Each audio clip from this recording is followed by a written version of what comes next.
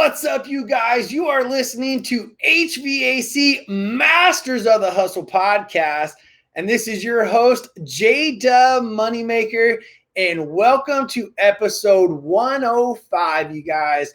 First off, I want to say thank you for everyone that reaches out every week and truly tells me how this podcast brings you and your company to that next level, you guys.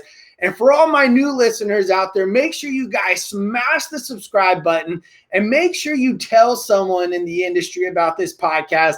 Because like I said, we are helping thousands and thousands and thousands of people get to that next level. And I have a great episode for you guys. But I say this every podcast. I believe that everyone has a Spartan in them. It's my job, my duty, and my obligation to bring that out in you. And also, you guys, I have an event May 27th and May 28th in Vacaville, California. This is an event you guys don't want to miss. It's $1,000. I can only allow 50 people in the event, and it's almost booked. So if you guys want to go, make sure you guys email me. Go to the website. I'm going to go ahead and float this at the bottom of the screen as well. It's www.hvacmastersofthehustle.com. That's masters with an S. Again, that's www.hvacmastersofthehustle.com. And I have a great episode for you guys. Like I said, I just went to North Carolina to an absolutely amazing company, an amazing owner. Let's go ahead and welcome the one and only Jamie Vaughan into the hot seat. How you doing, brother? Hey, J-Dub, what's going on, buddy? Oh, not much, man. I'm doing good. So tell my listeners a little bit about yourself. The company that you're owner of is Jay's HVAC Unlimited. Tell them a little bit about yourself. Oh, absolutely. And first and foremost, I appreciate you having me on the show. Learned so much, listened to all the podcasts. All our guys listen to the podcast, so really motivated us and helps us out. Great job. So thank you. A little bit about being a fan, brother. Absolutely. A little bit about my company. I'm a third generation heating and air guy. My grandfather started a heating and air conditioning business. 1937, started up in Galax, Virginia. You know, we kind of border, we're North Carolina and Virginia. So my grandfather started a business in 1937, worked through the trades, doing heating and air conditioning. They actually did guttering also back in the heyday. But my dad come along and went to work in the family business with my grandfather. And that was, I think, in 74 or 75. I was born in 76 and just coming up through the rank.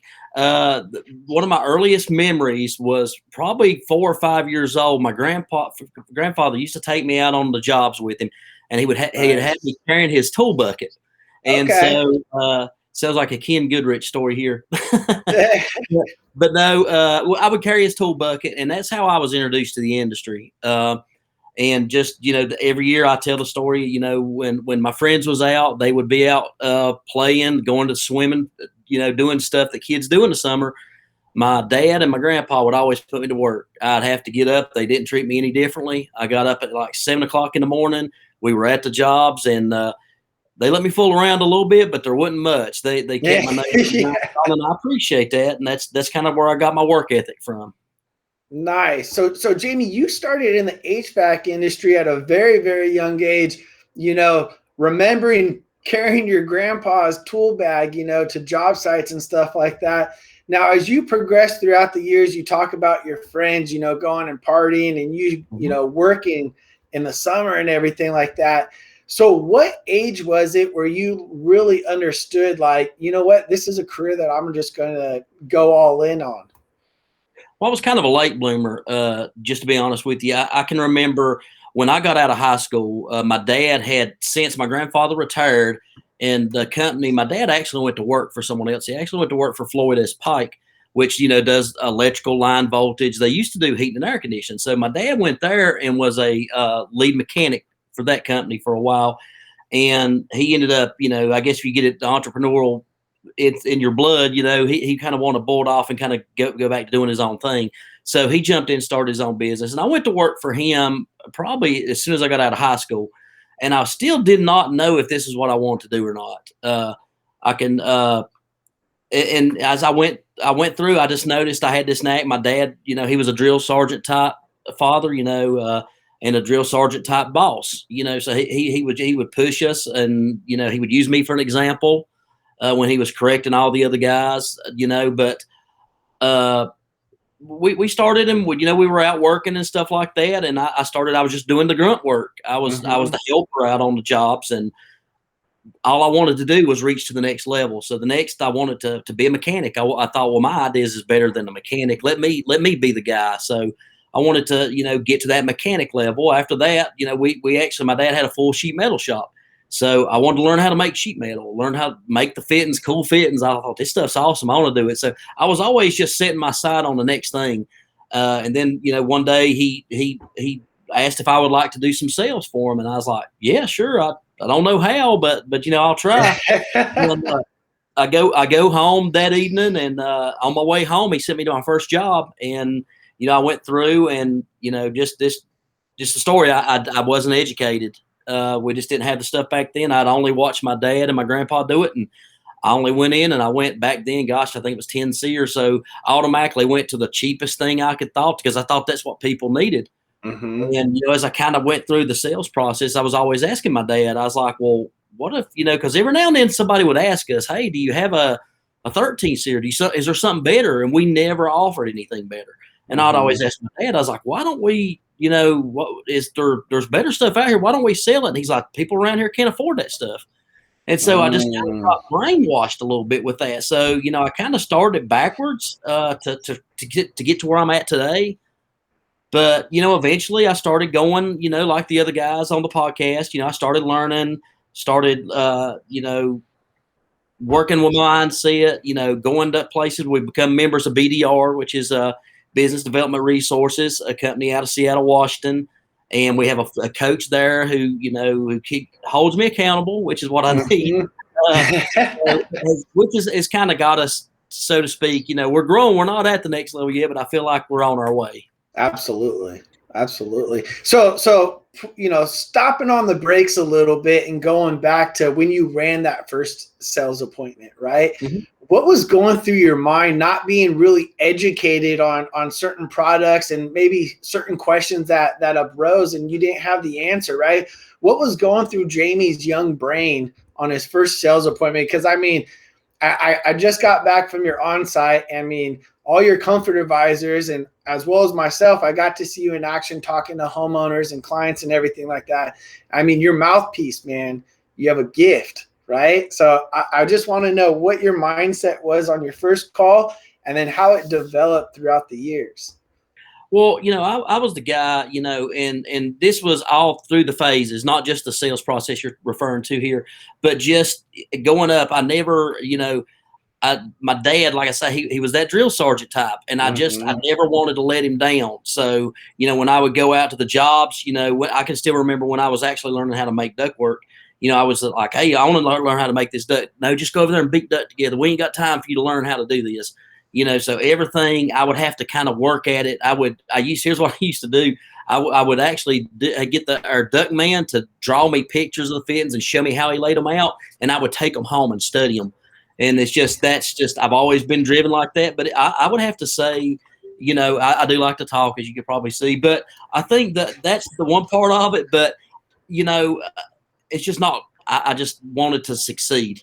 And so I just took it and run with it. And like I say, I look back now and I'd be scared to death to go back into there again. I don't remember, J-Dub. So let me ask you, I talk about what drives someone. What is your driving force? What is your purpose? And what's your vision in your company? Well, the J from J's HVAC Unlimited, that comes from my wife, Joni, my son and daughter. I have two beautiful children, Jackson and Juliana.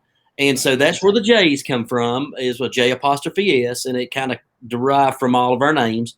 Mm-hmm. So obviously my family is first and foremost. Everything we do, we keep in mind to to them. And it's kind of alludes back to like your story. I didn't want to be when my family wanted something or needed something. I always wanted to better them than what I had, Absolutely. So that's my driving force. But I'm a pure entrepreneur. I go to and me and you were talking about this the other day. We go on vacation, and I'm in vacation mode for, maybe a day tops. And then all of a sudden I'm looking, what's the next thing? What's something I can bring into the company that can help take us to the next level? And so I'm always driving, and it's just, so I don't know, just driving to be better. Absolutely. And that's what I love about you is we had the opportunity to sit down and talk and really get to know each other on a one-on-one base. And your drive that you have, we were talking about going on vacations and things like that. And it's like we have 24 hours that we could enjoy. And then all of a sudden our brain goes, oh man, and it starts ticking, right?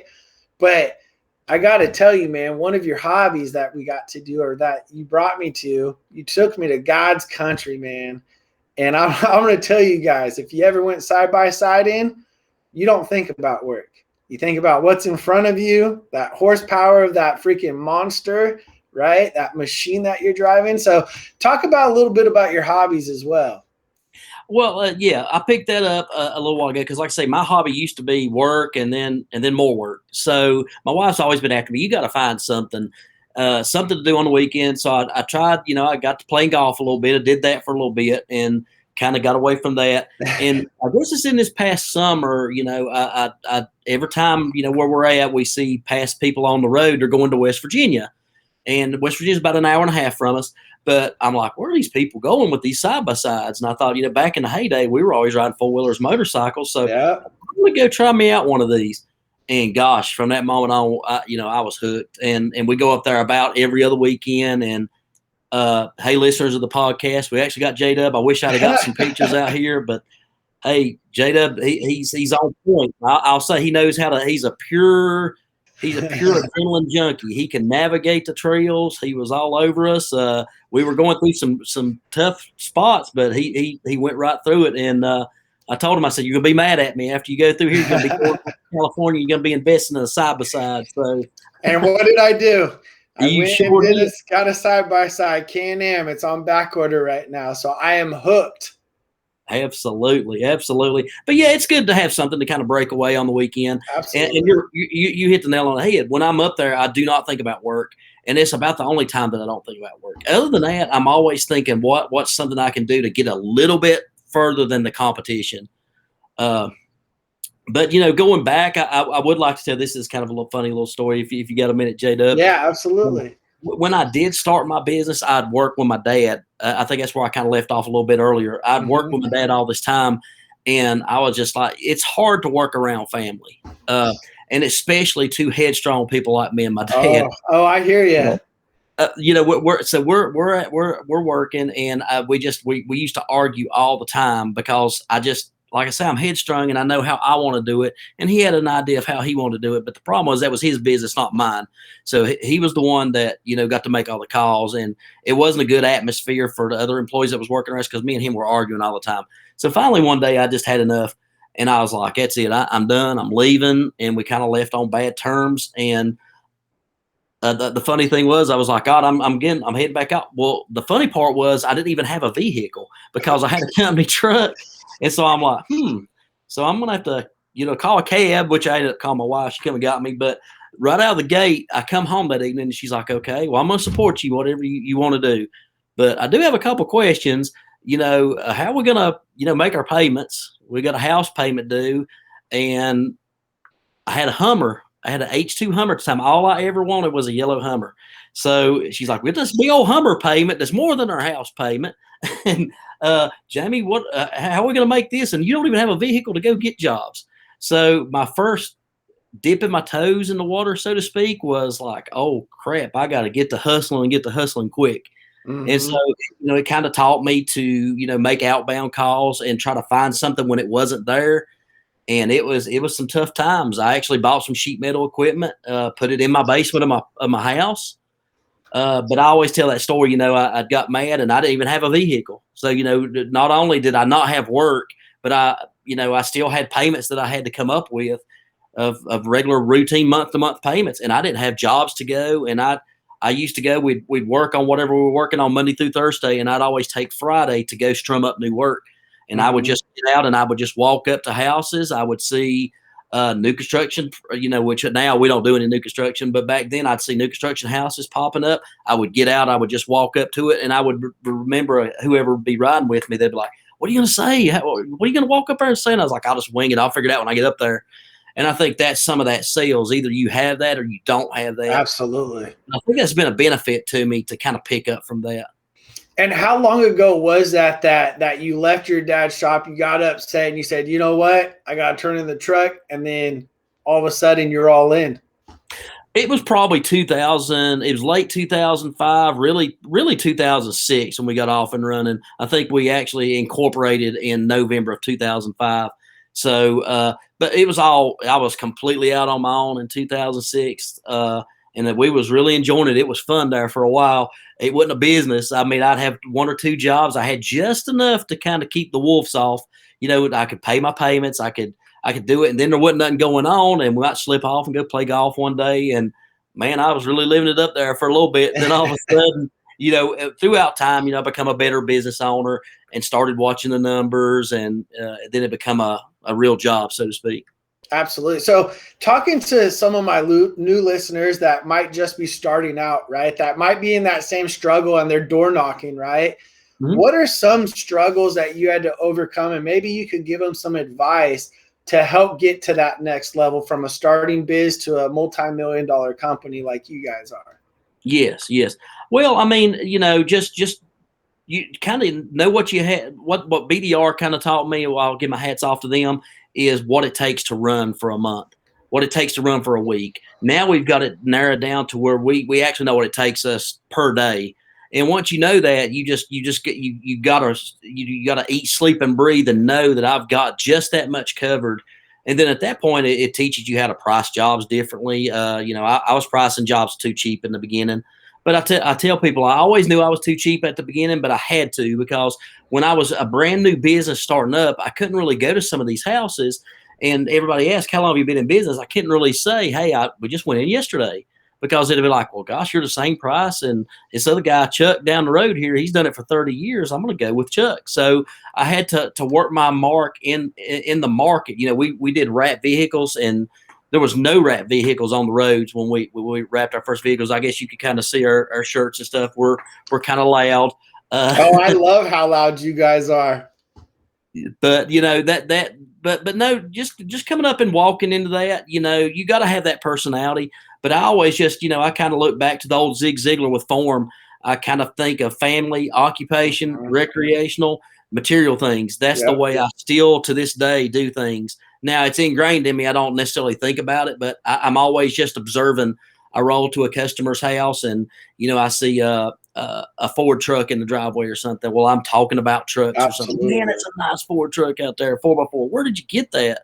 We kind of start like that. Or I see Carolina Tar Heels, I'll talk basketball with them. So I kind of start there and, just like I hear you guys reference it all the time in the podcast, we're obviously just trying to always break that wall. That sales wall, that resistance. Anybody that listens to this podcast knows when you enter that home or you're talking to a potential client, there's that wall. It's just a little awkward. You can't put your finger on what it is. And the quicker, you get past that uncomfortableness, it's just you're having a friendly conversation amongst friends.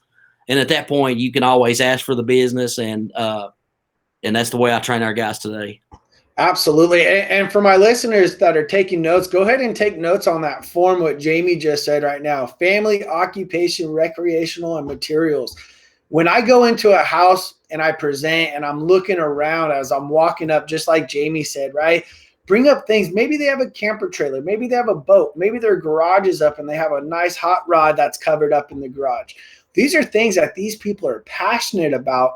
We don't have to be super businessy, you guys. We have to have fun. We have to make a connection with that person that we're in front of. And Jamie just did a great example right there by talking about form right there. So awesome job, Jamie. Now progressing, right? Now you started your company, everything like that. Now moving forward the next couple years as you're growing, right? what was it, or how do you bring on your employees? Because That's a good point. you have great employees there. Well, thank you. Top-notch people. Thank you. I appreciate that. That was probably going to be the next point I was kind of going to roll into, J-Dub. And simply, for the longest time, when you're new in a business and you're young, who do you want to bring into business with? You want to bring your friends. Yes. Okay, now whether they need to be in business with you or not, that's who you want to bring along for the ride. So I unfortunately had to learn that lesson. I learned it the hard way. But that's something else we do. We do personality assessments on anybody that comes in our organization. We actually, we're always looking for mechanical aptitude, but that's always second. We hire for personality first. I want to make sure that we can all communicate. So we kind of hire, for a salesman, I know what kind of personality I'm looking for. And we'll do that typically after the first interview. And if they're an outbound type person and there's a section that says, are they competitive and stuff like that. And when it answers and kind of leans towards that, I kind of put them towards either service or either talk to them about sales role. So it's just more so trying to put people in the right seat on the bus. Once I was able to do that and surround myself, I always say I try to surround myself with people smarter than me, and it's not very hard to do. But no, it's that helped me a whole lot. The assessments and just slowly starting to get the right people in place. And then it seems like in the last 3 or 4 years, we've had about 30% growth year over year. And we're anticipating, over 30% again this year. And it's just, once everything's in place, it's just, I feel like, gosh, man, why did it take me 10, 15 years to get to this point where I'm at right now? But it's really fun right now. And I'm just loving life. Absolutely, man. And I love hearing your story and your journey, because this wasn't an easy journey for you and you figured it out. Right. And talking about culture real quick, right? Mm-hmm. When you go into your company, I think culture is really big in any type of organization. You have such a great culture there. What are things that you do to create such a great culture at your company besides just hiring the right people? Well, just, we're it's always, I hate to say the word sales, because I teach our guys when we're out there, we're not salespeople. We're out there to inform, offer, and educate. Okay. But that being said, at the root of it, J-Dub, we are salespeople, unless a sale gets made, nothing happens. Yep. So I try to make that fun, so what we do, we have a chat room, and it's through Google Chat. So all of our guys are in the chat room. Okay, so we use Service Titan. So once a sale comes across, it pops up and it'll have their picture, and I have something, hey, top salesman, something, I can't even remember what it says. Top salesman has their picture on it. It pops in, and as soon as it does, everybody's phone dings. Hey, J-Dub made a sale, $19,500, and everybody's jumping in. Exactly, and that's one thing that I see has really helped. Instead of just going and used to, I'd say, well, when our employees come in years ago, the first thing that was on their mind is what time's lunch, and what's the next time is quitting time. So now I feel like they're highly motivated. We have whiteboards up in everybody's office, like our CSRs. We have whiteboards up, look at what kind of closing rate on the phones. Even in my dispatcher, he sells a lot of maintenance agreements. He's got on his wall how many agreements we got, how many we're looking to get. And so that's really helped. We all kind of coming in, and it goes back to kind of the way I come up through the industry. I'm always trying to, what's the next, I'm climbing that ladder. What's the next hurdle, so I kind of keeping everybody on point there. But I love, Jamie, that you put it in front of everyone. I mean, I talked on past podcasts about the text threads, right? Of when you guys do that, I want my listeners, business owners, comfort advisors, technicians to listen to this, because it's very powerful, because it creates competitiveness, right? Oh my goodness. I mean, every time when I was a sales manager, I'd put that out, my comfort advisors would see it, right? Because it would ding on everyone's phone in the company. And then they'd be like, oh man, now I got to do it, because everyone's striving to always, like you say, climb the ladder and be the best. And when you guys put that out there in front of everyone and everyone could see the results, everyone's going to climb that ladder together. Absolutely. So I love that you do that for your culture and everything, because that does, I think, make a huge culture difference right there. And by putting those numbers in front of you, it's something that, your CSRs, your dispatchers, they have to see this stuff every day, because out of sight, out of mind. right? One thing that we talked about was tracking calls and everything like that. Once we put it in Service Titan for you guys that use software programs, I'm a firm believer, put it in the software, but also write that down in a daily planner. Put that stuff in front of you and go over it as a team every single week, because at the end of the day, every single person has a different perspective, right? So when you talk about it as a group, it might be just like this podcast. Jamie might have said something today that relates to one of my listeners and helps break you guys through that barrier. And same thing by putting the information out in front of people. So great job on that, Jamie. Absolutely, man.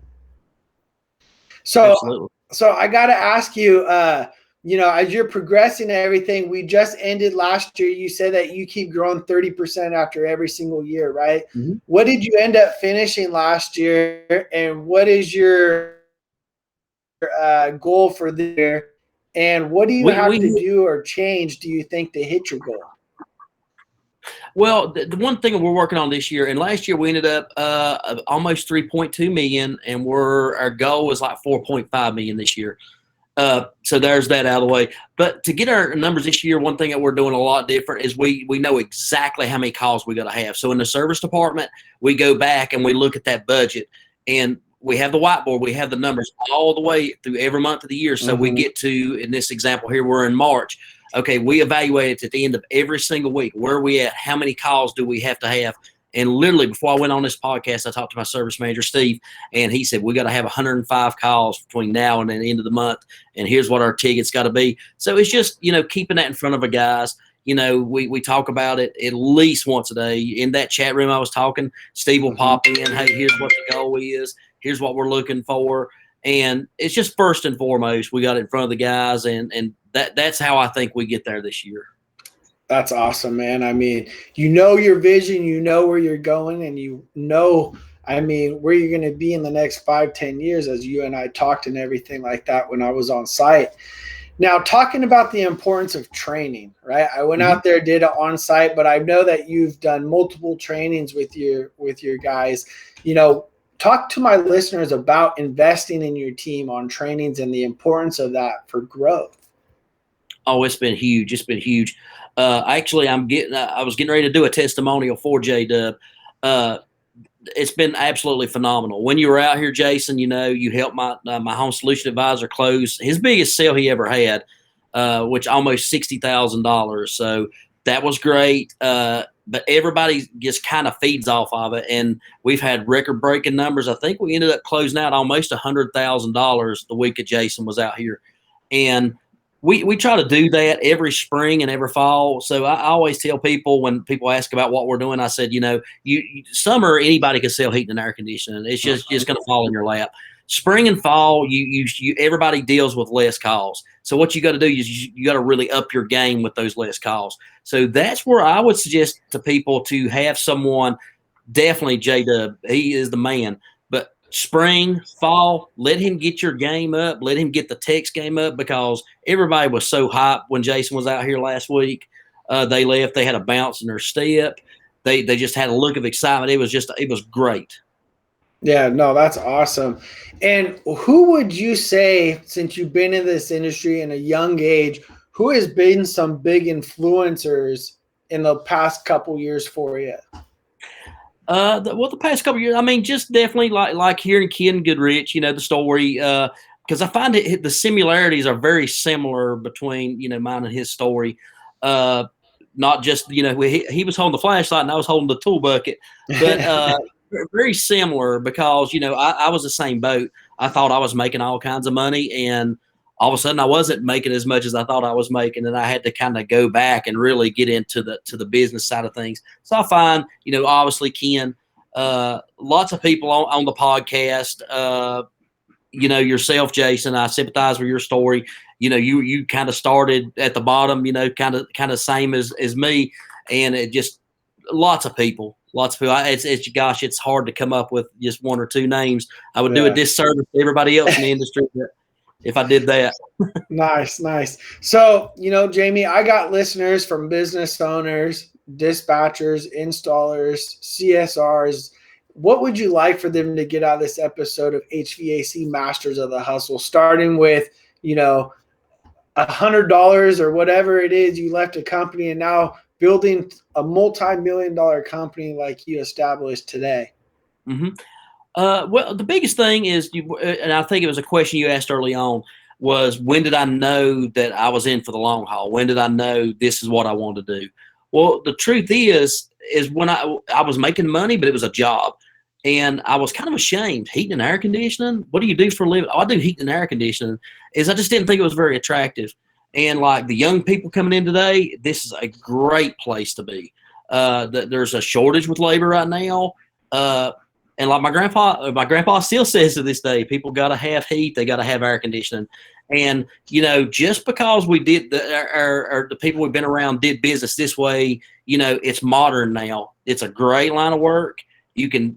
There's just plenty of open doors out there, and it can be what you make out of it.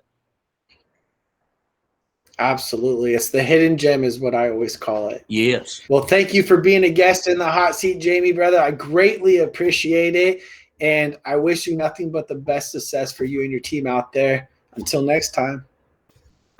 Absolutely. Thanks, J-Dub. Holler at us when we get up. We'll get back up and go.